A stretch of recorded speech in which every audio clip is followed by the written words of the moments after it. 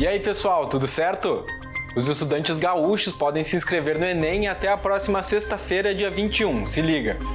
Você acessa o edital do Exame Nacional do Ensino Médio 2024 por meio do QR Code que aparece na tela. Devido ao desastre natural que aconteceu em maio no Rio Grande do Sul, o Ministério da Educação reabriu a página do participante para um período extra de inscrições, que agora vai até a próxima sexta-feira. Além do prazo prorrogado, a outra medida tomada pelo MEC foi isentar a taxa de inscrição de todos os estudantes que moram no estado.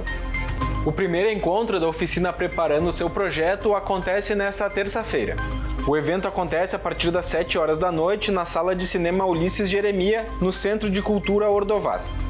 Promovido pela Secretaria Municipal de Cultura, o encontro é voltado para a classe artística e visa esclarecer dúvidas referentes ao envio de projetos para os editais remanescentes da Lei Paulo Gustavo. A reunião é gratuita e aberta para toda a comunidade. No próximo dia 25 haverá um novo encontro para tratar dos mesmos temas.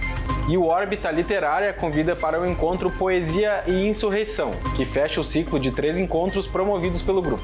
O curador do tema, Cláudio Troian, convida o poeta Marco de Menezes para explorar os sentimentos e sensações sobre literatura beat, tema dos encontros.